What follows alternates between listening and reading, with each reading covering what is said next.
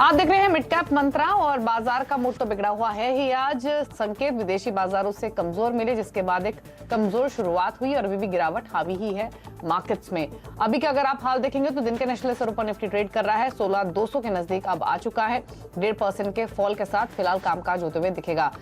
In fact एक बार देख लेते हैं इंटरनेशनल मार्केट से कैसे क्यूज मिल रहे हैं इस वक्त, खासतौर से एशियन मार्केट्स कैसे रिएक्ट कर रहे हैं अभी, और साथ ही यूएस के फ्यूचर्स क्या इंडिकेट कर रहे हैं। अगर आप एशियन मार्केट्स का हाल देखेंगे इस वक्त तो यहाँ पर आपको गिरावट ही दिखाई देगी और निक्केई 1.5% नीचे है। हैंगसेंग में 1.25% की कमजोरी दिख रही है। कॉस्पी भी 1.25% नीचे ट्रेड कर रहा है। सिर्फ एक शंघाई है जो कि आपको हरे निशान में दिखाई देगा। अमेरिका के फ्यूचर्स अभी क्विकली एक बार देख लेते हैं और उसके बाद बाजार की बड़ी बातें आपको बताएंगे। लेकिन ओवरऑल जो गिरावट हावी हुई है वो प्योरली वीक ग्लोबल क्यूज की वजह से हुई है। फिर चाहे वो डॉलर की मोमेंटम हो, डॉलर की तेजी हो, इन्फ्लेशन कंसर्न्स हो, ईसीबी से जो रेट हाइक के सिग्नल मिल रहे हैं वो ही क्यों ना हो। अभी अगर आप देखेंगे तो अमेरिका के फ्यूचर्स तो बिल्कुल ठंडे हैं। एक अंक नीचे डाउ फ्यूचर्स ट्रेड कर रहा है, नैस्डैक के फ्यूचर्स 21 अंक ऊपर है। तो कोई क्लियर डायरेक्शन फिलहाल आपको अमेरिका के फ्यूचर्स से तो नहीं मिल रही है। तो ऐसे में अब तक की बड़ी बातें क्या है वो आपको बता देते हैं। ग्लोबल बाजारों से कमजोर संकेतों की तर्ज पर एक कमजोर शुरुआत हुई। 16,200 तोड़ने की तैयारी में निफ्टी फिलहाल दिखाई दे रहा है। जैसे अगर आप देखेंगे दिन के निचले स्तरों पर आ चुका है। अभी के सेशन में बैंक निफ्टी में भी 600 अंकों की कमजोरी फिलहाल देखने को मिल रही है। अगर आप देखेंगे मिड कैप इंडेक्स को तो यहाँ भी 0.25% के आसपास की वीकनेस है।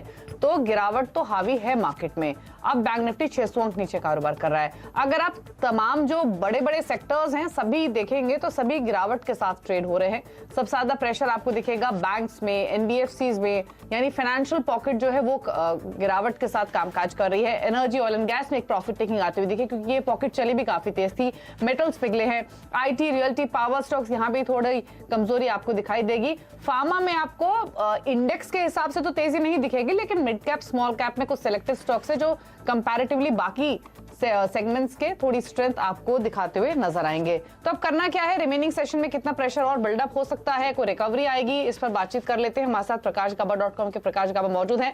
गाबा साहब नमस्कार। मुझे याद है पिछले 2 दिनों से खास तौर से आपने कंसिस्टेंटली मेंटेन किया था कि मार्केट वीक लग रहा है, लेना तो बिल्कुल नहीं है, अगर ट्रेड कोई लेना है तो बिकवाली की साइड ही बनता है। अब बताइए 16,200 के नजदीक तो हम आ चुके हैं, क्या व्यू है रिमेनिंग सेशन के लिए? प्रेशर और एक्सटेंड हो सकता है या फिर कोई रिकवरी की भी होप करे? Good afternoon Deepali. थोड़ी रिकवरी हुई लेकिन वो भी बिकवाली में बदल गई। अब भी वीक है, स्ट्रेंथ नजर नहीं आती। अगर कोई रैलीज मिलते हैं तो एक बिकवाली का मौका रहेगा। नेक्स्ट लॉजिकल टारगेट अब 16,000 के नजर आते हैं, मुझे लगता है वहां तक जा रहा है। उसके बाद 15,800 कितना दूर है वो नेक्स्ट वीक देखेंगे, लेकिन फिलहाल निफ्टी में स्ट्रेंथ नजर नहीं आती। क्लियर?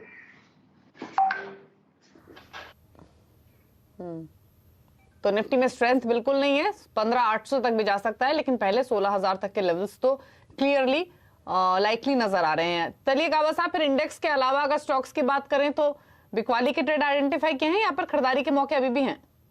नहीं, अभी भी खरीदारी है। गिने चुने सिलेक्टेड स्पॉट्स में होना चाहिए। मुझे जो पसंद आता है इस वक्त एक पहला स्टॉक है, वो है डाबर। यहाँ पर तेजी नजर आती है, क्लियर कट। बहुत अच्छा बेस बना है डाबर में और 500 के ऊपर ट्रेड कर रहा है। इसका स्टॉप लगाना चाहिए 498 का। मुझे लगता है 510 तक जाना चाहिए। 510 एक बार चला गया तो 520 कितना दूर है। मुझे डाबर में स्ट्रेंथ नजर आती है। एक नंबर 2 अपोलो हॉस्पिटल, यहां पर भी तेजी है। 3060 3660 का स्टॉप लगाकर चले तो पॉसिबल है कि 3720 यहां तक जाने की संभावना है। तो अपोलो हॉस्पिटल और डाबर दोनों पे ध्यान देना चाहिए ऑन द लॉन्ग साइड।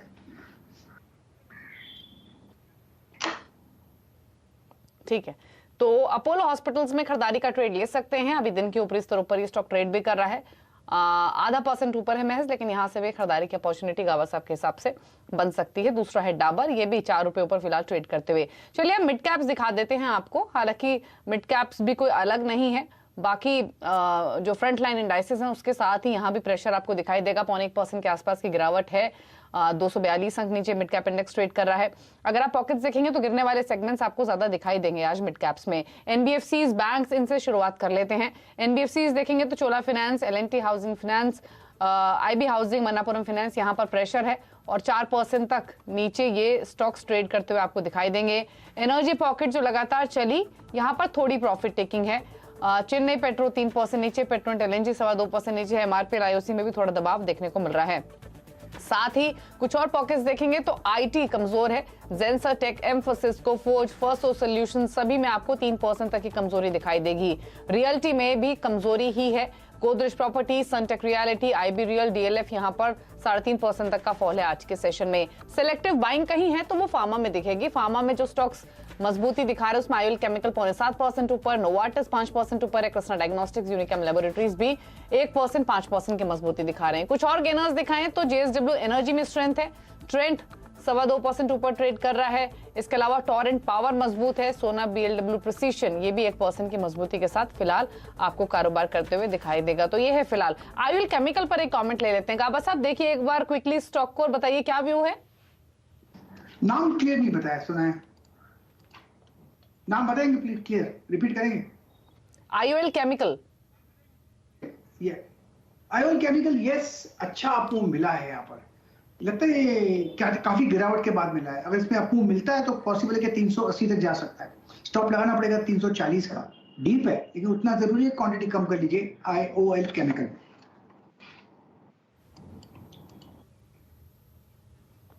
ठीक है, चलिए तो ये व्यू रहा आयल केमिकल पर। 353 पर फिलहाल ये स्टॉक कर रहा है ट्रेड। हालांकि इसके हाई से अगर आप कंपेयर करेंगे तो अभी भी बहुत नीचे है, 700 के ऊपर के हायर लेवल्स इसने अब से 6 महीने पहले छुए थे। चलिए एक खबर के रुख करते हैं। खबर यह है कि टेलीकॉम कंपनियों, सैटेलाइट कंपनियों और साथ ही आईएसपीज को सरकार ने कड़ी चेतावनी देते हुए साफ कर दिया है कि 15 जून तक नोडल अधिकारी को रजिस्टर करना जरूरी है। और इसी खबर पर और डिटेल्स ले लेते हैं असीम मनचंदा से। तो असीम बताइए एग्जैक्टली क्या चेतावनी दी गई है टेलीकॉम कंपनीज को, क्या डिटेल्स हैं?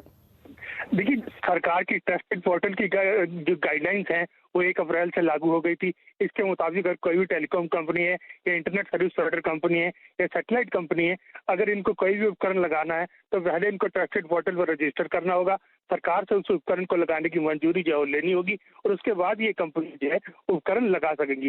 लेकिन सरकार ने नोटिस किया कि अभी भी कई कंपनियों ने अपना रजिस्ट्रेशन जो है वो नहीं कराया है, अपने नोडल अधिकारी की जानकारी जो है वो नहीं दी है।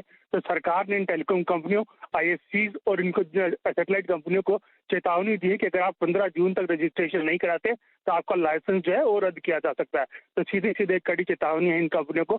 इसका जो फायदा हो घरेलू उपकरण बनाने वाली कंपनियों को होगा, खासतौर पर कि सरकार ये चाहती है कि इस डायरेक्टिव के जरिए जो चाइनीज कंपनियां हैं उनको बाहर जो रखा जाए। तो इसका फायदा जो है घरेलू उपकरण बनाने वाली कंपनियों को होगा, जिसमें कि आईटीआई है, एचएफसीएल है, स्टरलाइट टेक्नोलॉजीज है। तो वो कंपनियां सारी इस डायरेक्टिव से फायदे में होगी। तो सरकार ने एक डेडलाइन जो है 15 जून की तय कर दी है। अगर कंपनियां इस दौरान तक रजिस्ट्रेशन नहीं कराती तो उनका लाइसेंस जो है रद्द किया जा सकता है।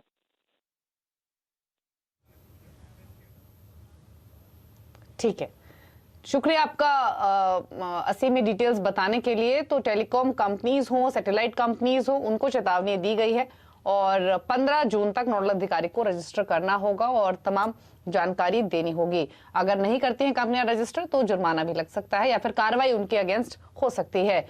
शुक्रिया असीम में डिटेल्स बताने के लिए। अब एक और इंपॉर्टेंट खबर है, वो है एलआईसी से जुड़ी हुई। एलआईसी के शेयर में सोमवार से गिरावट बढ़ सकती है। दरअसल सोमवार को एंकर लॉक इन खुल रहा है और इसका असर जो है वो शेयर पर भी दिख सकता है। हमारे साथ यतिन मौजूद रहेंगे, उनसे समझेंगे डिटेल्स इस खबर पर। लेकिन उससे पहले एक बार टेलीकॉम स्टॉक्स को देख लेते हैं। टेलीकॉम स्टॉक्स में अगर आप देखेंगे तो बहुत ज्यादा कोई खास एक्शन है नहीं आज के सेशन में। स्टरलाइट टेक स्टॉक दबाव में है। अगर भारतीय एयरटेल की बात करें तो इसने कंपैरेटिवली फिर भी काफी अच्छी परफॉर्मेंस दिखाई है। मार्केट की वीकनेस में उतना पार्टिसिपेट नहीं किया है। आज भी अगर आप देखेंगे तो बहुत ज्यादा मोमेंटम है नहीं। बस आप कोई कॉमेंट आपका भारतीय एयरटेल पर? भारतीय एयरटेल में लगता है कि आपको मिलना चाहिए। आज जो बार बना हुआ है एक इनसाइड डे बार है, इसका मतलब जो है डाउनसाइड मूव अरेस्ट हो चुका है। पॉसिबल है कि आप मूव मिले, डाउन मूव में है लेकिन डाउन मूव अरेस्ट हो चुका है। पॉसिबल है कि आप मूव मिले। 690 एक पॉसिबल टारगेट है ऑन द अपसाइड और स्टॉप होना चाहिए भारतीय एयरटेल में 670 का।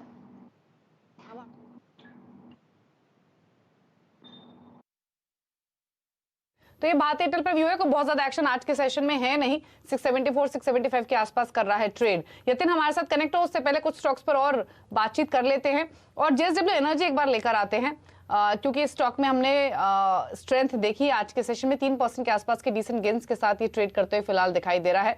गावा साहब दिन के ऊपरी स्तरों पर है, क्या सजेशन है स्टॉक पर? इंटरनेट डाउन है आज, लगता है क्रैक हो रहा है बीच में। प्लीज नाम रिपीट कीजिए।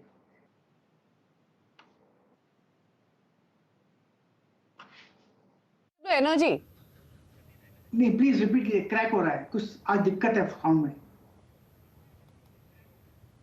चलिए गाबा साहब, आपसे रिकनेक्ट करके सवाल पूछ लेंगे। जेएसडब्ल्यू एनर्जी की हालांकि मैं बात कर रही थी, स्टॉक क्योंकि 4% ऊपर है आज, लेकिन इस बीच यतिन के पास चलते हैं। यतिन, एलआईसी के बारे में बताइए। एंकर लॉक इन ओपन हो रहा है, इसलिए एक्सपेक्टेशंस हैं कि शायद थोड़ा प्रेशर रहे, क्या डिटेल्स हैं? बिल्कुल, जहां तक कि एलआईसी का सवाल है, हमने ये देखा है कि जो लिस्टिंग प्राइस है उसके 25% नीचे ऑलरेडी स्टॉक प्राइस है। जिस दिन शेयर लिस्ट हुआ अंडर वाटर, वहां से भी लगभग 19% की गिरावट है। और अब बाजार में स्पेकुलेशन और एनालिसिस ये हो रहा है कि जो सोमवार को एंकर लॉक इन खुलने वाला है, वहां से भी आपको प्रेशर बढ़ते हुए दिखेगा। क्यों दिखेगा? क्योंकि लगभग 6 करोड़ शेयर्स एंकर्स ने अप्लाई किए थे और वो लॉक इन अगले हफ्ते यानी सोमवार को खुल रहा है। और यूजुअली हमने ये ट्रेंड देखा है नई लिस्टिंग्स के साथ कि जब एंकर बुक का लॉक इन खुलता है, तब शेयर काफी दिनों के लिए प्रेशर में रहता है। और एलआईसी क्योंकि स्टॉक ऑलरेडी दबाव में है, ये दबाव शायद एक्सेलरेट होता दिखाई दे, क्योंकि लगभग 6 करोड़ शेयर, जैसे कि मैं पहले बता रहा था, यहां एंकर्स के हैं और उसमें से एक सब्सटैंशियल पोर्शन शायद आपको सप्लाई के रूप में बाजार में आता हुआ दिखे आने वाले कुछ वीक्स या महीनों में। जी, तो ये है एलआईसी की बात। तो नजर रहेगी इस स्टॉक पर। हालांकि हमने लिस्टिंग के बाद से तो करेक्शन तो इसमें देखी भी है, और जैसे कि यतिन ने डिटेल्स बताई, हो सकता है मंडे को ये प्रेशर थोड़ा सा और दिखाई देगा और शायद सस्टेन होता हुआ भी दिखे। रुक रहे हैं इसी के साथ एक ब्रेक के लिए। ब्रेक के उस पार भी कुछ और खबरें आपके लिए लेकर आएंगे, लेंगे कुछ स्टॉक्स पर व्यूज भी। जल्द वापस आते हैं।